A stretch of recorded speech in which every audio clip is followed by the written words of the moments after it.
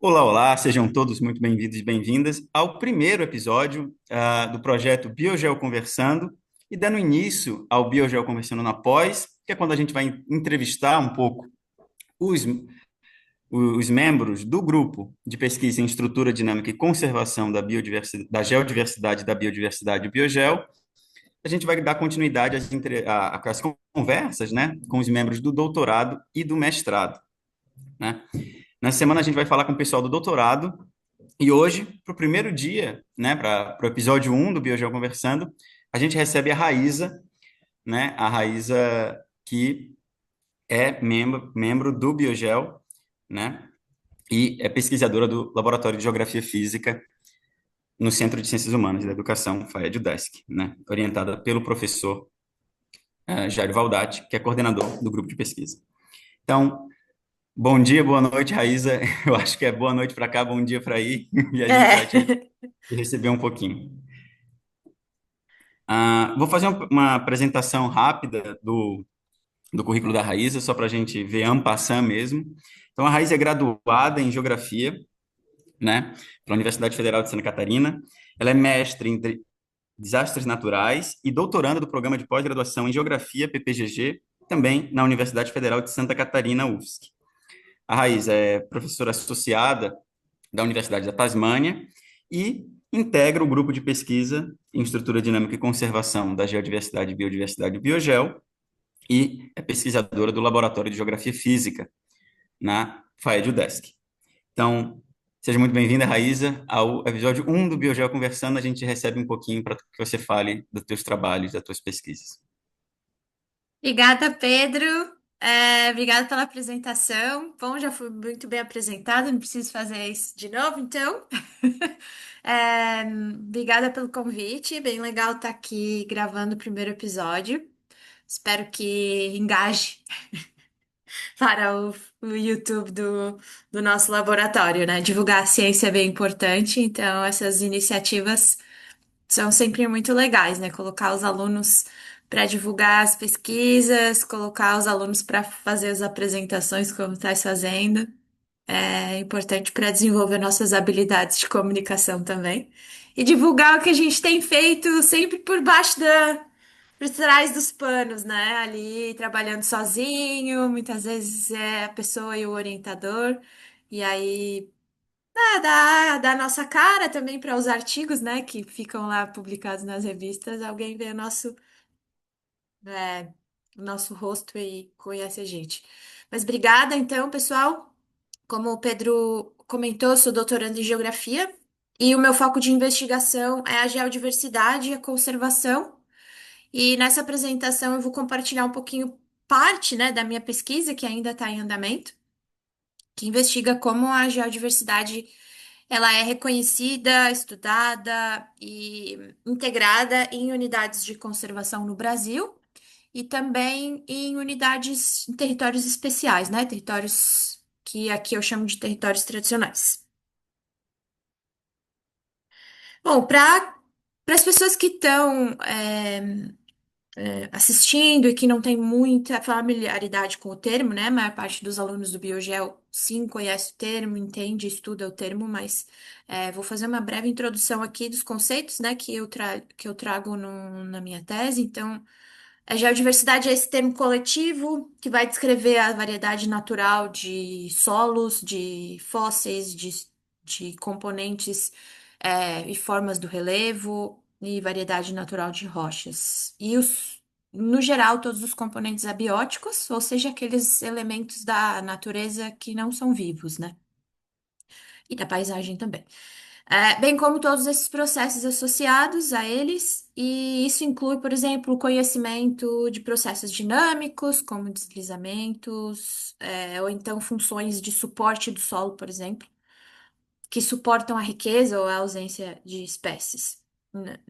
Por exemplo, os elementos dessa diversidade estão presentes no nosso cotidiano diariamente, desde mineração, construção civil, até algumas narrativas, é, links culturais e vivências simbólicas. Então, esses diferentes interesses, eles trazem ali uma tensão constante entre o uso ou a proteção desses elementos, né?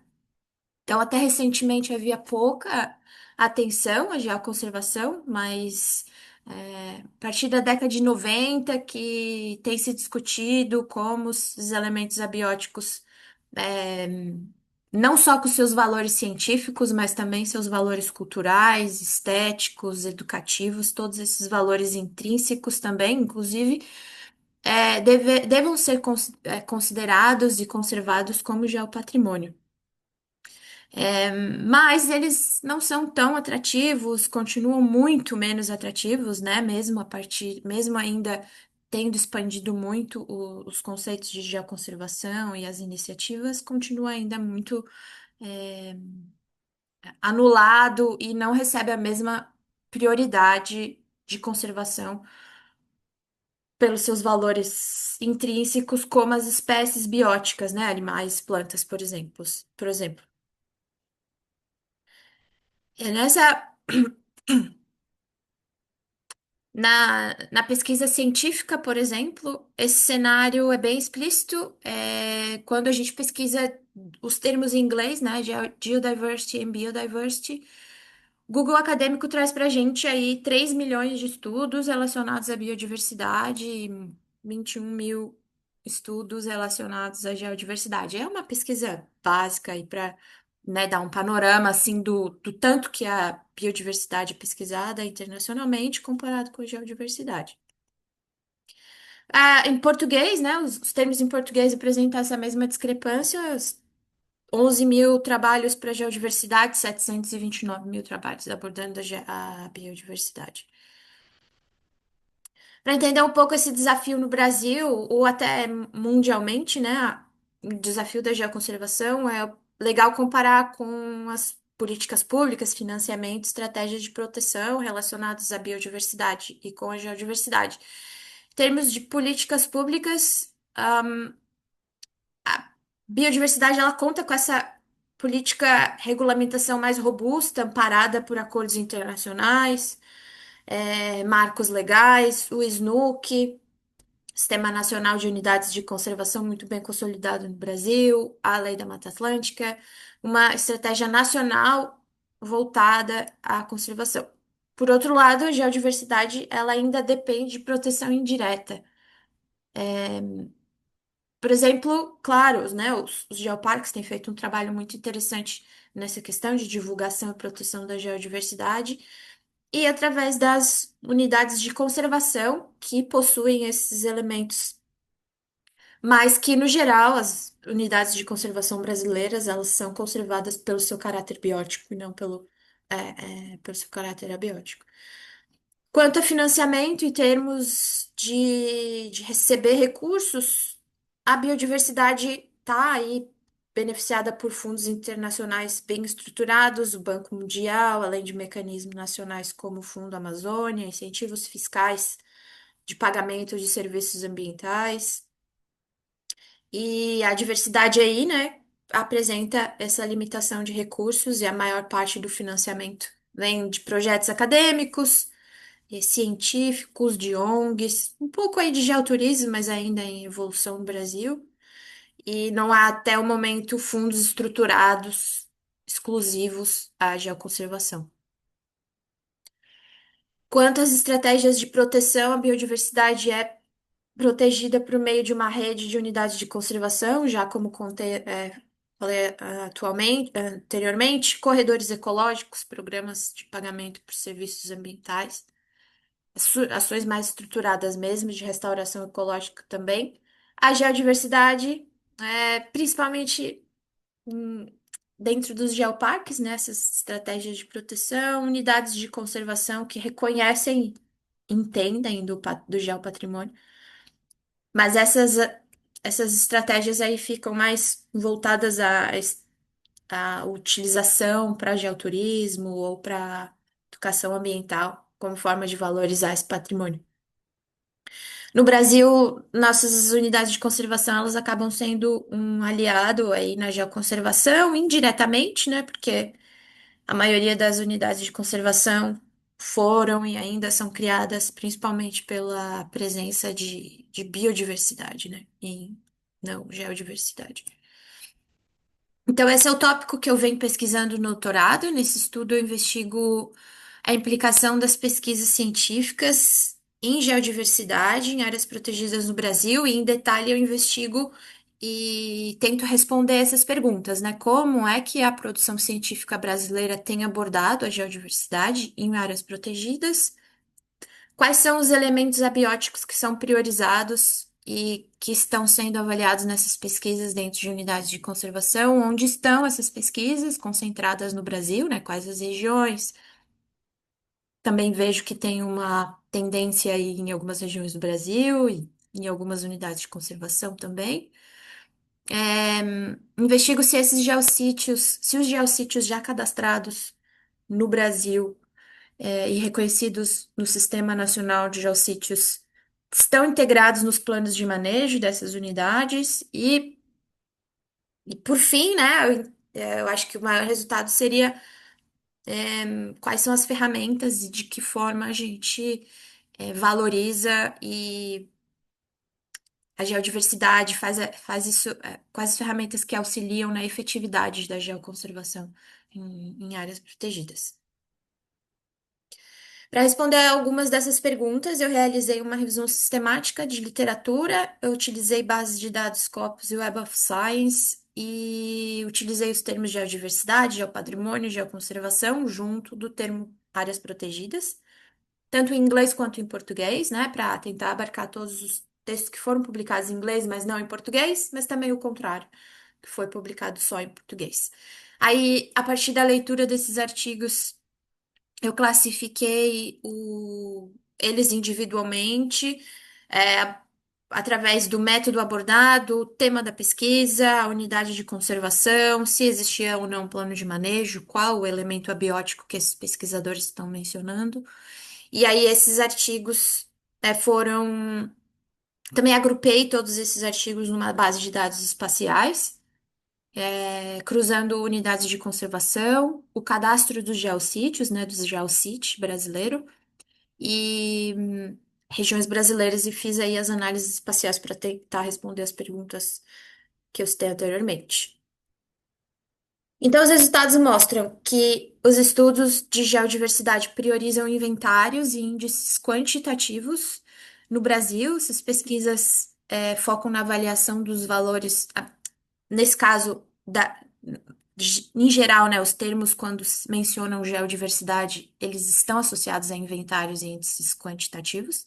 E os termos associados a geopatrimônio focam mais aí na avaliação dos seus valores específicos dos sítios, também incluem o significado cultural e a percepção do público que já era esperado.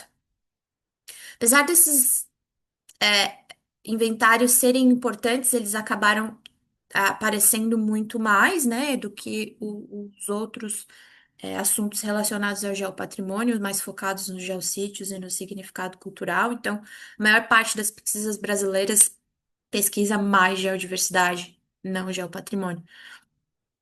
E apesar desses inventários serem muito importantes, né, o levantamento da geodiversidade, reconhecimento dessa prioridade de ação, que é o objetivo do inventário, eles compreendem a base das ações de geoconservação e acaba levando ao entendimento de que as pesquisas estão ainda em sua fase inicial, não estão avançando para ações de geoconservação de fato, né, quando a gente tem muito inventário.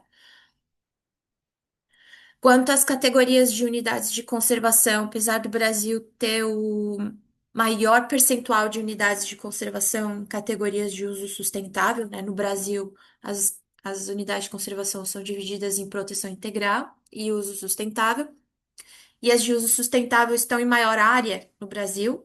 Os estudos de geodiversidade, eles estão concentrados na categoria número 2, que é a categoria de parques nacionais. Então, pouco se pesquisa em unidades de conservação que permitem o uso sustentável ou até em reservas RPPNs. No caso, não teve nenhum artigo brasileiro, estudando RPPNs. Então, ampliar esse foco para esses espaços, compreender a geodiversidade numa perspectiva cultural, social, É importante, né? As pesquisas mostram que não tem sido feito isso. É fundamental promover o engajamento comunitário. Elas são muito importantes também para a conservação mais inclusiva e ações educativas com comunidades.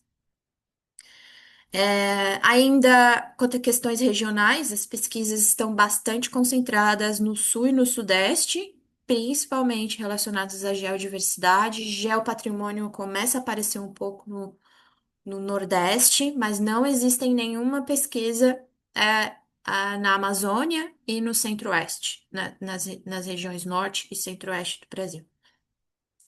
Regiões aí que apresentam bastante pesquisa, né? Regiões com já histórico acesso à pesquisa, investimento forte em pesquisa, que é a região Sul e Sudeste, presença e atuação de grandes e importantes universidades federais, enquanto as regiões Norte e Nordeste, Nor- Norte e Centro-Oeste, a gente sabe que já tem bastante dificuldade de recebimento de recursos e às vezes pouca atuação nessas universidades federais, que pode dar um indício aí, né, do como os investimentos em educação são bastante importantes para as pesquisas.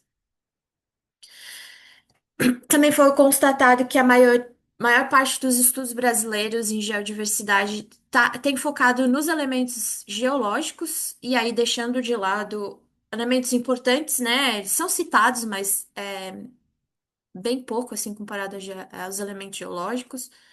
Então, quando se fala, às vezes traz o termo ali geodiversidade, mas ele está especificamente falando do patrimônio geológico e não abarcando todos os elementos né, como solos, forma de relevo, sistemas hídricos, são essenciais para a saúde dos ecossistemas. Se a gente está falando de proteção da biodiversidade em áreas protegidas, eles são essenciais para a proteção das espécies e suporte às espécies bióticas.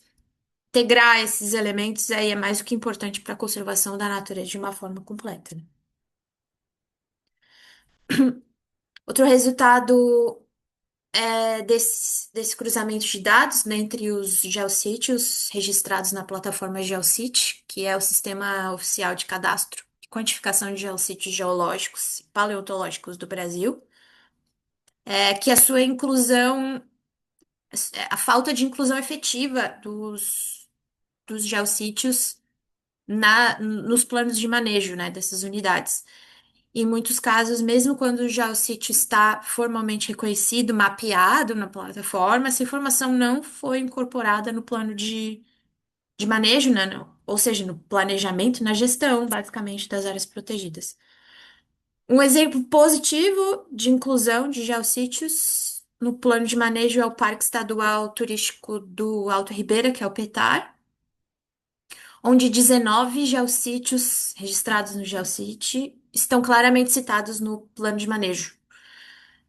Aí com destaque, né, do parque para o seu patrimônio espeleológico, geoturístico. Mas um exemplo assim não muito positivo foi o Parque Nacional Marinho de Fernando de Noronha, que embora tenha 16 geossítios registrados no Geocity, não menciona nenhum deles especificamente no seu plano de manejo. Então essa desconexão mostra, né, que o simples registro técnico ali, científico na plataforma, não tem garantido a proteção efetiva do geopatrimônio nessas unidades e que tem sido cada vez mais necessário integrar essas informações nos instrumentos legais de gestão, porque a gente registra, a gente pesquisa, mas esses instrumentos legais de proteção e gestão que vão fazer o monitoramento e a gestão desses elementos para que a geoconservação aconteça na prática, né? O desafio, então, talvez fortalecer a articulação entre a produção científica, as universidades, os cadastros oficiais, os instrumentos de gestão ambiental, assegurar que esses já sejam reconhecidos não só no papel, nos mapas, mas nas políticas públicas. Bom, assim, também o último, né, dos achados aí foi que nem a geodiversidade em territórios tradicionais, como as terras indígenas, quilombolas e ribeirinhas, no Brasil ainda permanece inexplorada, não foram encontrados artigos nas bases de dados que eu pesquisei que compreendam os territórios tradicionais aí relacionados à geodiversidade. Em relação a isso, né, e como parte também da minha pesquisa, eu venho investigando essa temática já há alguns anos e vou aproveitar aqui para divulgar também um artigo recém-publicado de autoria minha, do Jário e da Melinda na revista Geomorphology, e outro ainda que está em revisão, em outro ainda não foi publicado, mas está em revisão, onde eu fiz um levantamento dos elementos abióticos de três terras indígenas no Mato Grosso, seguido da avaliação da integridade e do risco de perda dos valores culturais desses locais. Então, foram levantados três locais de interesse patrimonial nesses territórios indígenas, nesses três territórios. E para cada um dos sítios foi levantado o impacto ecológico e as formas de proteção. Também foram avaliados seus valores estéticos, através da facilidade de visitação, de visualização dos elementos, contraste dos elementos abióticos, diferença ali de coloração entre as rochas que traz esse contraste. E os valores culturais citados pelas comunidades indígenas, né? Então, foi feito em colaboração com essas comunidades, em reuniões participativas, em visitas aos sítios para investigação aí aonde que a geodiversidade tem valor simbólico, espiritual e religioso para os moradores, né, dessas terras indígenas. Então, de uma maneira geral, os três sítios têm grande relevância religiosa e espiritual. Para eles, estão associadas principalmente aos mitos e à cosmovisão das etnias indígenas. Apesar de toda a importância para as comunidades, ainda a integridade desses elementos está em risco, né, devido principalmente à região, à capacidade hídrica de geração de energia elétrica dos rios da região onde elas estão localizadas, e também da expansão da fronteira agrícola. Então, esses elementos, eles estão aí, têm bastante importância. é, as comunidades indígenas utilizam esses locais diariamente, mas ainda assim, apesar de eles estarem protegidos dentro de unidades unidades de conservação indígena, eles ainda sofrem perda, né, da sua integridade devido à instalação desses elementos e da expansão da fronteira agrícola, principalmente que altera os regimes hídricos da região.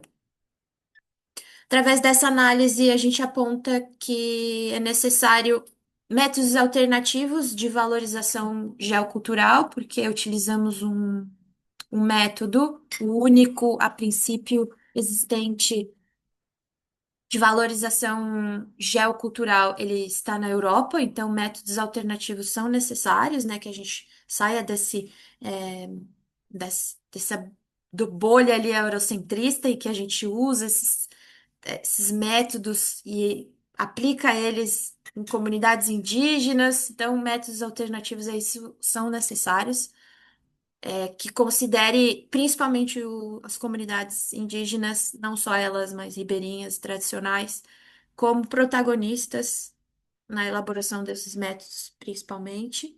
Também que os estudos de impacto ambientais futuros, né?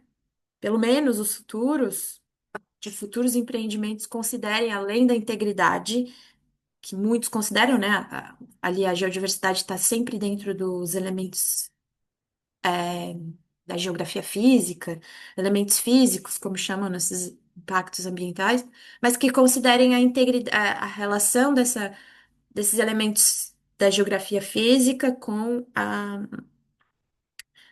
os valores culturais associados a eles, né? Os elementos abióticos. Que a proteção legal e a determinação de terras indígenas seja feita isso além de investimentos econômicos, precisam ser incluídos aí, né? Não só instrumentos legais, mas investimentos econômicos para garantir que eles consigam. de fato, efetuar monitoramento nas terras, ações de conscientização internas, externas na região também. Para finalizar, e as próximas etapas da minha pesquisa, aí, que ainda está em andamento, pesquisar e compreender, assim, quais são as melhores formas de divulgar os elementos abióticos e os seus valores. Principalmente aí estou investigando ferramentas, uns mapas online interativos que contenham registros registros geoturísticos, geotrilhas e geossítios, e também modelos digitais, né, modelos 3D, que, que modelam aí as formas de relevo, principalmente, e qual é a sua efetividade na geoconservação dentro de unidades de conservação. É isso, muito obrigada. É o que eu tenho para falar por hoje. Então, obrigado, Raíssa, por compartilhar o teu trabalho, que é, meu Deus, incrível e muito bacana. E a gente agradece a participação no primeira, abrindo aí, né, com chave de ouro, o Biogel Conversando. E a gente espera aqui para próximas oportunidades. Para quem assistiu o vídeo até aqui, muito obrigado. Os trabalhos da Raíza vão estar na descrição do vídeo, assim como um pouquinho da apresentação dela, do currículo, vai estar também lá. E os links do grupo também, né? Do grupo de pesquisa, as nossas redes. E acompanhem a gente, se inscrevam no canal e acompanhem as próximas edições do Biogel Conversando. Então, obrigado, Raíza, e obrigado a todos que assistiram. Obrigada. Obrigada, Pedro. Obrigada a todo mundo. Tchau, tchau. Tchau.